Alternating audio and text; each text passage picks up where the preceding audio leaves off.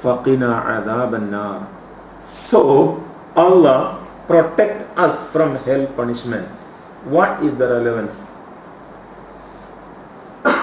Allah created sun over there. Allah created moon over there. What is the connection in between we go to hell and the creation of the sun and moon over there? What is the relevance and connection? Subhanallah. Okay, message like this. You must not believe blindly anything. Okay? Allah said, now, you are my servants. You must use your brain and think about me through my creation, how I have created everything. Finally, your brain will tell you, Allah, you created everything with meaning. And each and every creation, there is a meaning for me to come close to you. So, what will happen to me? Subuh prayer. Salatu khairum minan nawm. Salat is better than sleeping. Who say? Allah say. Which Allah? Who is Allah? The one who created the sky, the sun, the moon, the galaxy. And from that Allah comes this hukum. Wake up, take ablution and pray. We say, Allah, never mind. Never mind. Never mind. Never mind. We say never mind, never mind, never mind will lead us to Jahannam. Faqina adhab an-nar. Allah, protect me from hellfire. When Allah say haram, we say never mind, never mind, never mind. When Allah say halal, we say never mind, never mind, never mind. This never mind ideology and mentality will lead us to go to hell. Na'udhu billah. That is the relevance. Faqina adhab an-nar. Okay? With same mentality come to this verse. Ayah 7. وَنَفْسٍ وَمَا سَوَّاهَا. After Allah taught us my power, my creation, everything, finally Allah said, وَنَفْسٍ وَمَا سَوَّاهَا, by the soul and the proportion and order given to it. My dear brothers and sisters, what is the meaning of this ayah towards us? Okay, we can stop the class, no problem, we are going to stop. But before that, we have been reading this chapter since we born until now. What is the relevance of وَنَفْسٍ وَمَا سَوَّاهَا towards us? Okay, my young sisters here sitting. What is the meaning? وَنَفْسٍ وَمَا سَوَّاهَا. Relevance towards our heart, ourselves. After teaching us all these verses, 1, 2, 3, 4, 5 and 6. Then Allah said, وَنَفْسٍ وَمَا سَوَّاهَا. Things in the sky, Allah mentioned right? Then finally Allah wanted us to think about our soul, our ruh. Okay, now where is our ruh? Where is our ruh? Where is our ruh? Within us. Where we are. Where is our ruh? We answer within us. Then where we are? Within the ruh? Where we are and where is our ruh? Where is our, because Allah says, وَنَفْسٍ وَمَا سَوَّاهَا, by the soul, that is the ruh, and the proportion. What is the meaning of proportion here? Do we ever thought about the proportion and ruh? An order given to it. What is the order mentioned here? To? For what? For? No. To worship Allah. To worship Allah. Okay, we had been doing it until today. What is the meaning of proportion towards us?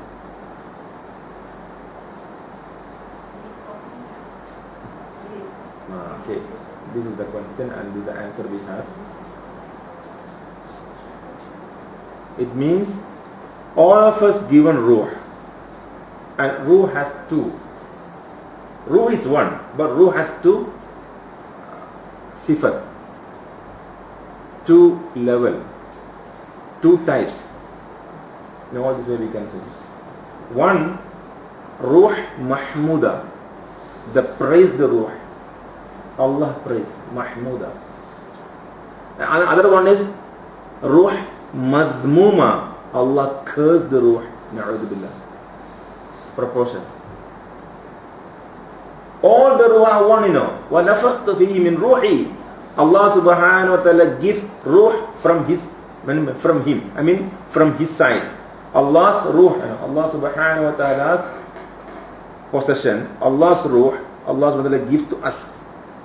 Min indihi, from Allah subhanahu wa ta'ala. When we received the Ruh was pure. Kullun tuladu ala al-fitra. Every one of us born with fitra. Then how come Ruh Mahmuda and Madhmuma? There is proportion. So how many of us measuring our Ruh? Is it towards Mahmuda or it is towards Madhmuma? Na'udhu billah. And who asking this question? The one who created Shams. All the 6 questions and 6 points Allah mentioned after the look, I am the one created everything in proportion. I am the one وَالشَّمْسُ وَالْقَمَرُ يَجْرِي لِمُسْتَقَرٍ لَهَا ذَلِكَ تَقْدِيرُ الْعَزِيزُ الْعَلِيمُ. There Allah put a proportion. The sun and the moon never will overcome, together. No fighting, no collision, They are going accordingly, everything in proportion. But the Ruh, the chapter of Ruh, what is happening? Why got 2? Mahmuda and Madhmuma. Okay, how it happens? Because Mahmuda man, he utilized his Ruh for the cause of Allah and he used Ruh to think, to come close to Allah. Madhmuma man, he is only in the chapter of denial and rejection.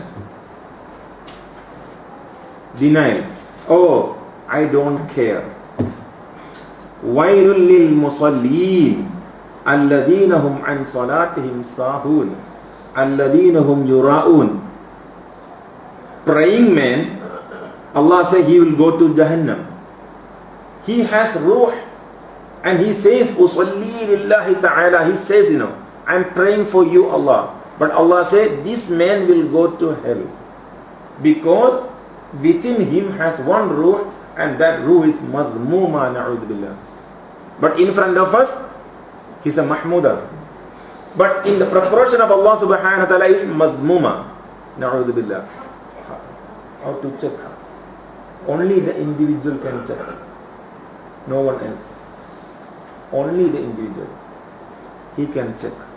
Sometimes there are people who are not Muslims but they have got good That is dunya. good soul. In dunya, yes. Yeah, Dunya. Dunya matter concerned because their ruh also come from Allah subhanahu wa ta'ala. So within them also got good qualities. But only they deviated in accepting Tawheed. So cannot expect from them this goodness forever. They may show us to us sometime the goodness. Okay? But don't trust them. That's why Allah says, لا تتخذوا عدوي. Do not accept my enemy as your wali, your close friend. Because if you accept my enemy, it means those that reject Allah purposely, intentionally, kuffar, kafir, mushrik, all, do not accept them as a close friend, as a trustworthy friend. Cannot. Can accept as a friend, but not as a trustworthy friend. Why? Because their inner self can deny the existence of Allah. Okay? And they may forget themselves and their mission on earth. So, they may cheat you. They may cheat you. While a believer, Raqib and Atid, sitting right and left, he believes in it and he will not be able to do a bad thing. Why? Because he believes Atid, Raqib will right. So I cannot. But the mushrik, he don't believe in that. Don't believe in that. So you cannot accept him as a trustworthy person. At the same time, you can expect from him good things. And because that is human character. Human beings are good people, right? Every human being comes from one family. All of you from one father and one mother. Okay, your closeness to Allah decides who is better amongst you through piousness and piety. So just because I'm a Muslim, I'm not a good man. And you cannot trust me also. Same thing, you can't trust the non-Muslim. Same thing. Because I'm a fasiq. Fasiq means sinner.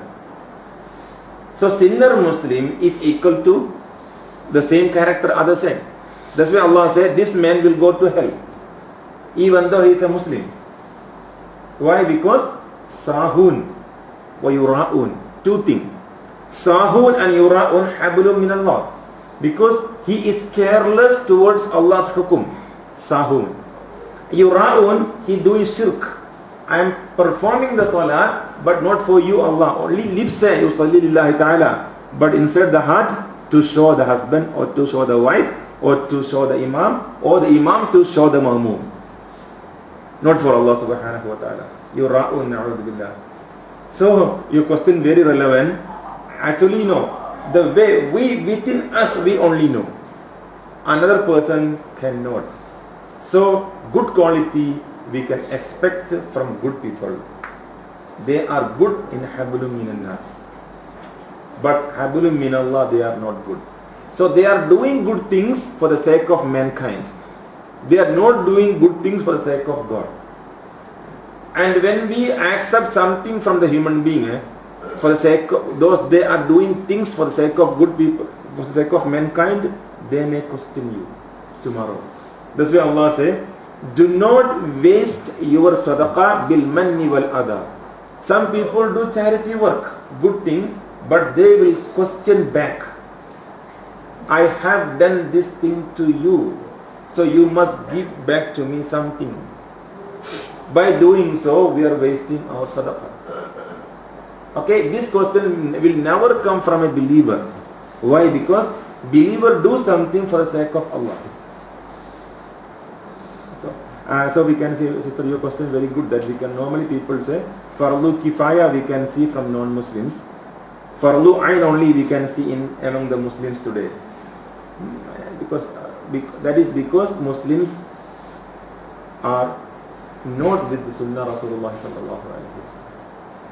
If people are with Sunnah Rasulullah sallallahu alaihi wasallam, we cannot. We can see, sometimes non-Muslims how they respect among the human being. They respect very well. I went to Johor Bahru, jungle trekking, Kluang, and the top, in the morning, 6 o'clock after Subuh we walk, reach there, subhanallah, 63 years old non-Muslim. Sapu, sweeping on the top of the mountain. Sweeping. I said, Pachi, yeah, uncle. I said, uncle, are you here? Yeah, because I got sign, can't talk also. I said, uncle, yeah, yes, I'm here. At this time, yeah, what do you do here? I want to clean here. Surprisingly, I was so surprised. Then I prayed to Allah, Allah, please give him hidayah, because it's better than me in this chapter. I never do that, right? My whole life I never do that. Go to the mountain where I'm sleeping, cleaning for the people to come there, So, subhanallah. Then I asked him, uncle, how long have you been here every day? Since 14 years I'm coming here every day. When I'm sick, I won't come. So after 2-3 days I come, no one clean here, so I have to do much work here, cleaning. Stop there. So when he do that, when I see him, I remember one hadith Rasulullah sallallahu alaihi wasallam. What did he say? The extreme and highest level of belief in Allah is to believe in Allah is to al-iman billah, believe in Allah subhanahu wa ta'ala. Extreme level of your faith in Islam. Extreme level of your faith in Islam is to believe in Allah, the first superlative degree. And what is the lowest degree of faith in Islam? Imatatul adha anit tariq. Remove obstacles from the footpath. Lowest degree of belief in Islam. So that brother is doing there. I was not doing. So I malu in front of him. Then this brother sister say no. Good thing. Whoever do is good thing. And Allah will reward them in dunya, not in akhirat. Why? Because akhirat they don't want it.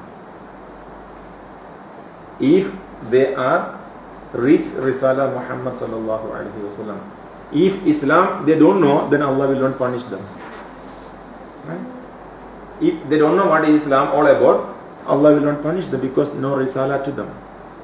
If Risala reach up to them and they deny it, then akhirat they won't get it. After that we will say, Wallahu a'lam. We don't want to judge. He will go to hell, I will go to Jannah, no one can say. Only Allah can say. But in Sharia perspective, we have studied that those they believe in Allah only can qualify to accept Allah's Jannah. Allah's Jannah. An example, one non-Muslim just convert into Islam. Example, Mr. Lee just convert into Islam. His father, Mr. Yo. Mr. Yo, when he alive, he said, I don't want to believe in your God. Then his son said, no, Papa, I already a Muslim. I believe in one God. And also I believe that God created you and me. If he didn't believe in him, he will be unhappy. If he unhappy, he will not give us his paradise after we die. So Papa said, I don't want your God. I don't want your God's paradise. Can you please leave me alone? And also, I don't want, I'm not rila, I'm not happy. After this, you talk to me about that particular God has paradise after my death. Don't talk to me about him anymore. If you talk to me, I will cut off relationship with you. Very dangerous, right? So this boy praying to God, Allah, Allah, Allah, please open the hearts of my Papa. Please, he pray. No, years and years he pray. And the day he is supposed to go and see his father, suddenly got a phone call, said, Papa is in ICU. So he rushed to the hospital. He said, Papa, please, at least at this moment, you please accept my request that believe in one God. Allah is your God. Then he will give you paradise. And he can't even shout, but it was very tired body, right? Physically tired.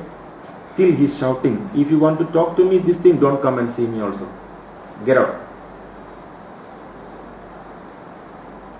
This Papa passed away. This son come to me and asked, Ustaz, can we do a dua, tahleel to my father? My Papa passed away. He's a Muslim now. And he bring fruits to give people there and to call all of us, Jama'ah, to come to Surah and pray for the father. How we are going to pray? And this son is in tears crying, my Papa passed away. I want all of us to do dua for my Papa to go to Jannah. While he was alive, he doesn't want. After he passed away, at least we do. Maybe Allah will accept our Yasin and Tahleel. He may go to Jannah. Ustaz, please. So what we do? So, can we pray? Huh? Yeah. But we cannot talk to him that right. Very sensitive. Okay, so what we do? So I said, okay, we go to Surah. So we called friends all. Class got 40 over Surah Baru, all this class finished, we go to Surah, so pray. So our brother's father passed away. Then immediately people ask, is a Muslim, sir? Is a Muslim? It's difficult, He said, he was slave of Allah, he passed away. Again one brother said, Ustaz is a Muslim? Yeah, he's a slave of Allah, he passed away. Can you clarify, is a Muslim? I said, I don't know. My answer, I said, I don't know. Then they asked son, your Papa was a Muslim? He just follow my answer. No, I don't know. He know very well. His father was not a Muslim. He just follow my answer. I don't know. So we did dua finish. Then these two brothers come to me now. They want to question me because they follow strictly the Quranic direct meaning. Ustaz, you must clarify, because when you are doing dua, I was not saying Ameen, because you not clarify is as a Muslim or non-Muslim. Then I told him, I told him, brother, my dua actually all for Muslims only. I never do dua for a non-Muslim. So you rugi, you never say Ameen. You don't trust me, I'm your ustaz, how I can cheat you? Then why you come and sit in my majlis, You said never Ameen. So you never trusted me, you never trust anything, then you sit. So you go back Allah subhanahu wa ta'ala and ask for forgiveness for what you have done. No, our ustaz told that if non-Muslim passes away, cannot pray. That's why we didn't pray. I said, I am also your ustaz. So you must trust in me. I won't do the same thing also. Then why are you doing these all things now? Because we are very clear his father is not a Muslim. I say, that you say, I say he was not a Muslim. Right? Only Allah knows who is a Muslim, non-Muslim. You do not know. And I never pray particularly for him. I pray for his son who is a Muslim. He believe in Allah. He believe in Allah. He believe in Allah. He come to us. He say wanted to do Surah Yasin and do dua for his papa. For his papa. So Allah say in the Quran, you cannot pray for the kafir and mushrik. For the forgiveness is very clear. Okay, very clear. So I cannot say to his son, oh, we Muslims cannot pray. If he said to him, he will be more broken heart, because his heart is not that close to Islam yet. It's a newly converted Muslim. Okay, so we have to respect his feeling. He just went to ICU and he invited his father to Islam. That he did, I never did. He did. No ustaz did, Only the son did. Son not qualified to explain everything about Allah to his father. And the da'wah was not reached to the father in proper way. The da'wah was emotional way or whatever way. So his father was not known about Allah in the way supposed to know. So we do not know. And the time his father said, I don't want Allah. But after there was a gap, 1 hour, 2 hours before his death. We don't know whether he is accepted or not accepted.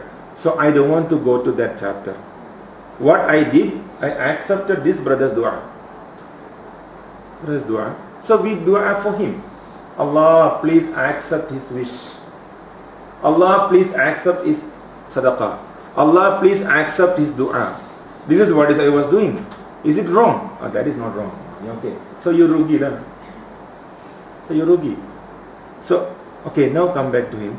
So then next week I met this brother, and I told him, brother, it's like this. We had done everything for your papa, okay, alhamdulillah. Now you think, today if your papa alive, both of us go to him with your experience, Papa, come to Islam. He will shout at me and to you, right? Is it relevant for me and you to dua for something your papa don't want? No, it's not good. That's why we cannot pray for your papa to go to Jannah, because he don't want. Your papa don't want. So don't do something your papa don't like. That is disrespecting your father. Oh, then he was happy. Okay. That's the case, means I stop asking Allah to give my papa Jannah. Let Allah decide. But may Allah accept me. I am his blood on earth. Maybe through me Allah subhanahu wa ta'ala will give something else to my papa. We do not know. Allah knows. So there is a justification if someone questions us that why Islam not permit us to do dua for kafir and mushrik who die as a kafir and mushrik. Reason, we cannot wound their feeling because they don't want something we are asking the same thing, so they will be unhappy. That's the reason. Is not Islam cruel or injustice, but yet Islam say that Allah will do what Allah wishes to do. So we cannot say he will go to Jahannam, or we cannot say he will go to Shorga until and unless he was Kafir Harbi. Kafir Harbi means the one who fighting against Islam in Zahir and Batin, is a clear enemy of Tawheed. That is different. They tatta will go to Jahannam. Allah says very clearly. Inshallah we stop now here. We continue next.